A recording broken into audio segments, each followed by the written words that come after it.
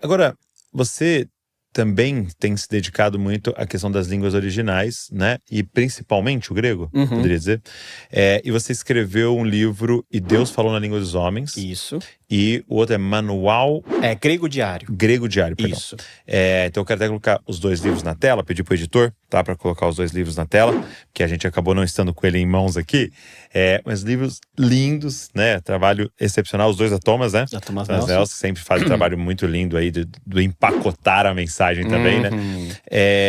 Mas me fala um pouquinho deles, porque E Deus Falou na Língua dos Homens é um tema maravilhoso, assim, né? O título escolhido, não sei se foi você ou foram os editores lá, mas título muito bom. Eu falo quem fez o título? Fala. O Bibo me ajudou. É mesmo? Nisso daí. O Bibo tem tem um tico-teco muito rápido para certas coisas. E a gente tava conversando e eu tava falando sobre o livro e tal, e a gente pensando em título. E é o título que expressa a realidade resumida desse livro. Porque eu falo de como Deus falou conosco, dentro das nossas limitações, Sim. nas nossas maneiras de comunicação, que é a palavra de Deus. Então, eu sinto que isso é talvez um dos maiores milagres que a gente tem. Não, eu lembro do Tim Keller falando disso, né? De tipo, ele citava aquele primeiro homem que saiu da órbita, né? O russo, aí, o Yuri Gagarin. Isso, aí ele falava, né? Eu olhei, não tem Deus, né? Eu olhei tudo lá e não tem Deus. E aí ele falava disso, né? De como essa visão de que Deus está num segundo andar, nós estamos aqui no primeiro, se eu subir lá eu vou ver ele.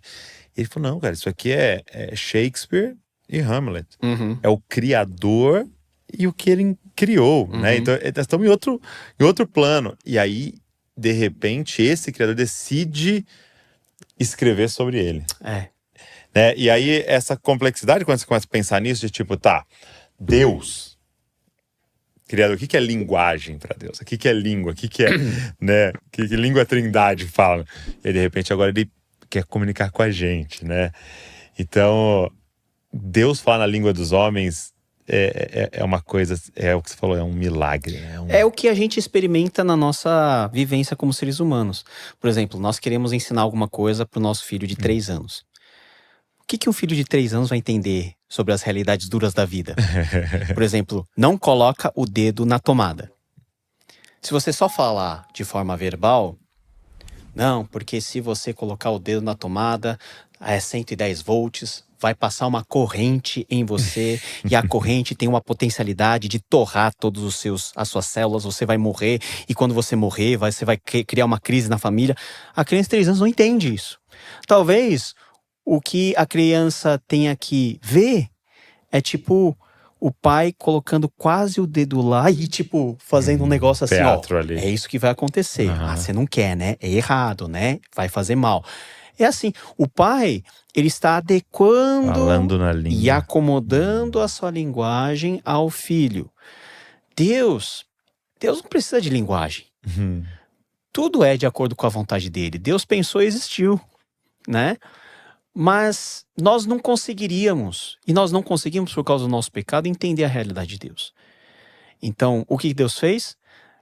Esse exemplo dos andares é muito oportuno. Deus está lá no 27º andar e eu estou lá na garagem, no 3S. 3S, né? menos no 3S, deu enchente. Subsolo, deu enchente, a água entrou e eu estou tentando salvar o meu carro. Deus não espera que eu suba com o carro. Deus, ele desce para o subsolo. Fala comigo, dá as instruções. Pega na nossa mão e sobe junto. É esse pegar na nossa mão, falar no nosso ouvido, falar ao nosso coração. Para onde eu irei se só tu tens as palavras de vida eterna? Essas palavras de vida eterna que foram faladas na língua que eles puderam entender, que hoje são faladas em português. A gente abre a Bíblia, não tem nenhum problema para entendermos. A gente aprende as línguas originais para ter mais nitidez. Eu ia te fazer essa pergunta. Todo mundo me diz isso, que as nossas traduções são muito boas, né? E é muito bom comparar, cada um tem sua ênfase e tal. Mas por que estudar as línguas originais? Por que você decidiu se dedicar a isso? Porque as línguas originais nos dão uma nitidez maior de um texto que não foi escrito na sua língua. Tá. Você sabe muito bem que traduzir é um negócio complicado. Todo né? tradutor é um traidor. É um traidor, é um ladrãozinho, né? Então você não consegue traduzir perfeitamente nada, transpondo perfeitamente de uma língua para outra. Porque são culturas diferentes, maneiras de expressar, expressões diferentes. Eu fico imaginando alguém ouvindo a gente falar assim, nossa, fulano ficou no chinelo. Vai falar isso para um americano. Vai falar. Né? Tipo, tô bem na fita. Tô bem na fita. Fita, né? O americano não vai saber. Falar pro americano manga. Tipo, manga, o que é manga? Fruta, roupa. O que é banco? É onde você vai tirar dinheiro ou onde você senta? E nós temos esses problemas também. E a tradução, eu posso dizer com tranquilidade que o Brasil é vanguarda na tradução bíblica. Nós temos os melhores tradutores, os melhores eruditos. Tudo que nós produzimos, de acordo com as metodologias propostas, são obras e traduções muito boas. Você não precisa, em tese, das línguas originais para conhecer Jesus e ter a salvação e para ser um crente relevante.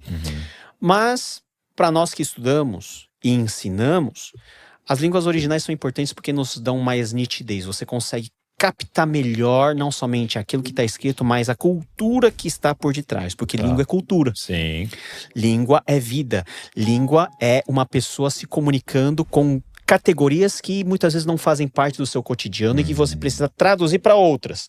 Mas nessa tradução, você perde nuances importantes, intensidades, ênfases que podem vir a ser explicadas bem por meio das línguas originais. É como se o cerne estivesse lá, você não tá perdendo, mas há alguns detalhes ao redor que seriam bem... Então você consegue dar um exemplo? O Vitor Fontana, ele fala de um exemplo assim. Primeiro eu vou falar de um exemplo visual pra gente ir para um texto. O Vitor Fontana fala o seguinte: é como se você estivesse vendo um jogo de futebol numa tela 8K e num tubo. Hoje, a maioria não sabe nem o que é tela de tubo. Eu vou explicar. É um cubo. Né? A televisão não era uma tela, era um cubo. E a televisão tinha um negócio assim, e a tela era meio curvada assim. E a definição era uma decisão muito pífia, porque você não enxergava muita coisa com nitidez, mas você sabia quem tá jogando, as cores, os times. Imagina ver o mesmo jogo numa tela 8K. Você vê o mesmo jogo, mas com uma nitidez maior. Você consegue ver até os poros, né? O suor, a gota do suor, a feição mais refinada do jogador, que traz uma experiência, claro, melhor. As línguas originais são assim. Você vê em 8K aquilo que na tradução você está vendo em 4K. Com uma nitidez boa, mas não comparável a um nativo lendo na sua própria língua.